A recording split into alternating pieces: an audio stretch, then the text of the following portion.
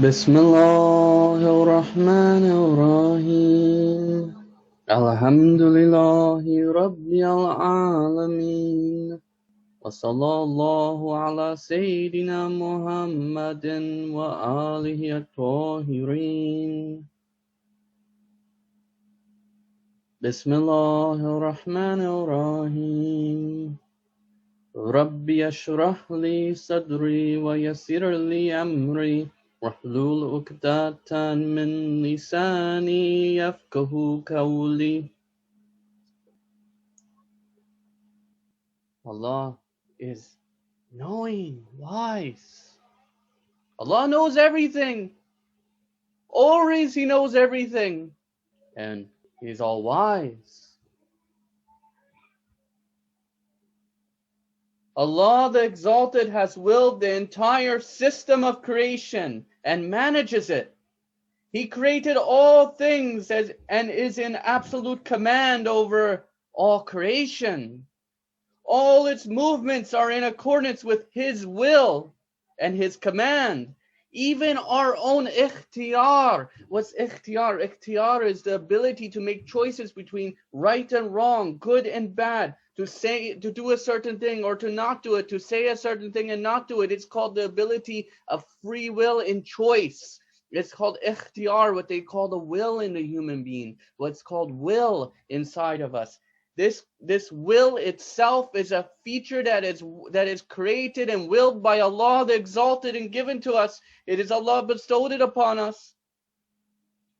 It is a feature in humanity that is willed to be here by Allah the Exalted. One of the great benefits of this is our choice to submit to Allah and turn toward Him with our own choice. This gives more value to our submission, as we are not forced. Rather, the human being can weigh the harms and the benefits of things.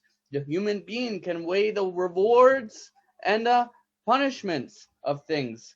The human being can weigh the consequences of their deeds and sayings and make a firm choice on which direction they should turn, on which direction they should go.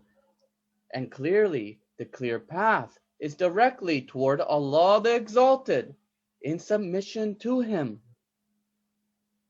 So Allah the Exalted has created this ability to make choice in us and given us warning if we make the wrong choice, and given us admonition and warning and told us about reward if we make the right choice, and wrong choice, the consequences.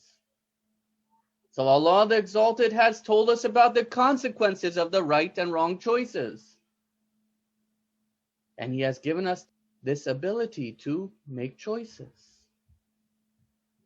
Allah the Exalted has created and originated the whole vast universe with all its secrets, all its potentials, its entire system, and He is the one who is the manager of it and the guardian over it and the nourisher of it. Without Allah, nothing could be, nothing could exist without Allah. He is the absolute control. He is in absolute control over His creation. He is not absent from us. He is not absent from His creation. The whole creation is in His control. The Exalted Allah has created this system and knows all things about His creation. We, in fact, are the ones who don't know everything. Yet we walk around as if we know everything. We are depending on Allah the Exalted. If Allah allows us to have insight in a matter, He is the Almighty, and He is the giver of rizq to His servants. And He is the Exalted Ar-Rahman, He is the one who has His extensive and vast and general mercy that extends to all creation. Inna fi khalqi as-samawati wal-ardi wa ikhtilafi al-layli wan-nahar wal-fulki allati tajri fil bahr bima ينفع الناس وما أنزل الله من السماء من ماء فأحيا به الأرض بعد موتها وبث فيها من كل دابة والتصريف والرياح والسحاب ومسخر بين السماء والأرض لآيات لقوم يعقلون. The transinterpretation of this noble ayat is, indeed, in the creation of the heavens and the earth, and in the alternation of the night and the day, the differences of the night and the day, and the ships that sail at sea with profit to men, and the water that Allah sends down from the sky, with which He enlivens the earth after its death, and scatters therein every kind of animal, and the changing of the winds and the clouds disposed between the sky and the earth. There are surely signs for a people who use their aql, a people who exercise their reason. La ayatin li qawmin yaqilun. Today, my respected brothers and sisters, us Shia Muslims are facing such a threat against intellectualism. This is a serious matter. It is a serious issue. We are facing this threat against intellectualism in the spheres of referring to the experts.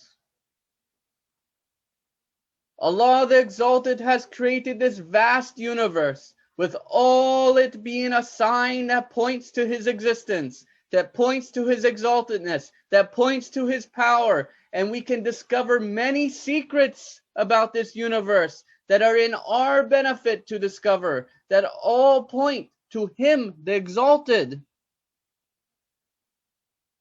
Therefore, those sciences that are in the benefit of humanity and are in line with the recognition of the Creator are good for us. These are in our benefit. These are in our favor. Hence, we must be intellectuals.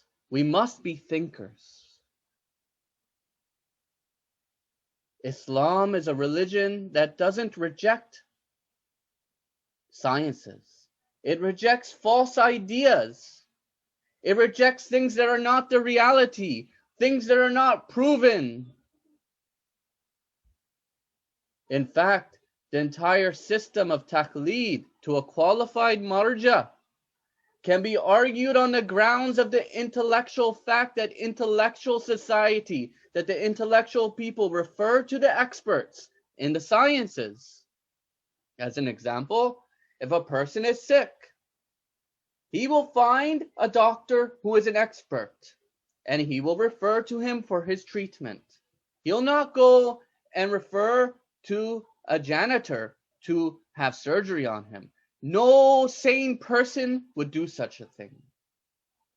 This is the intellectual society refers to the expert, refers to the qualified expert in the field. In fact, the trustworthy companions of the prophets alayhum salam and the imams alayhum salam, they referred to the most perfect experts amongst mankind, namely the prophets and the imams alayhum salam. And we, in this period of occultation, we refer to the experts in the religion, those people who are trustworthy, qualified scholars, those people who are trustworthy and qualified scholars, to tell us about the vast resources of Akam, The scholars spend many, many years, respected brothers and sisters, seeking to discover the reality of the ruling. They make painstaking efforts of research and study and learning tools of research and principles and looking at hadith and resolving conflicts, etc. They spend many, many, many years seeking to discover the reality.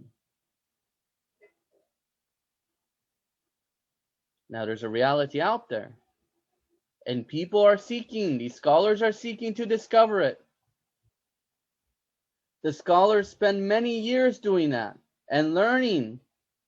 That is why we follow a qualified one, because the path is difficult for common people and is vast and takes much effort.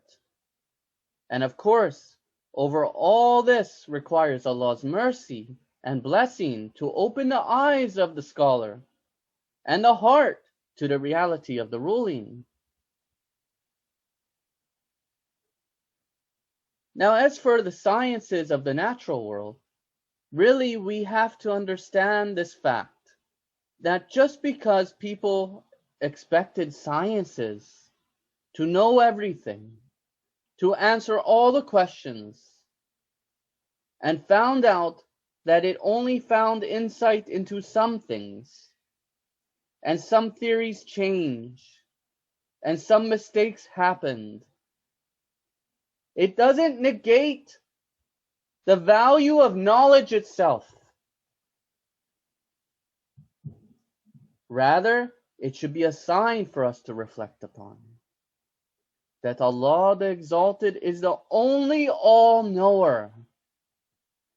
And these sciences we have are places of reflection and pondering on the signs of Allah. Do they not point to the fact that there is a creator and we are deficient in knowing everything?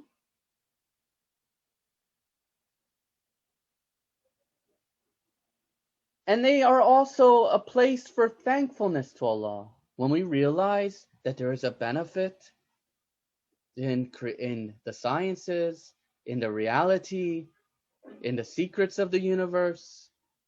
It is something for us to be thankful that the wise Creator has bestowed that upon us.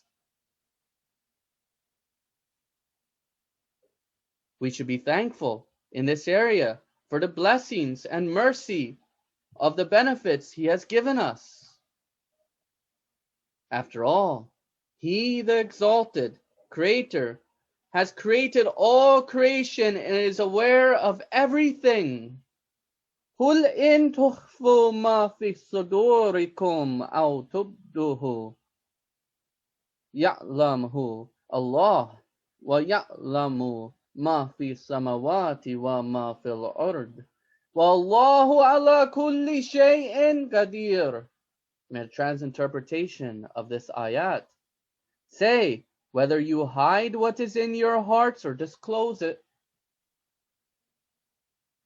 whether you hide what is in your hearts or disclose it, Allah knows it. And He knows whatever there is in the heavens and whatever there is in the earth. And Allah has power over everything. Wal akhiru dawana and alhamdulillahi rabbil alameen wa sallallahu ala sayyidina Muhammadin wa alihi tahirin.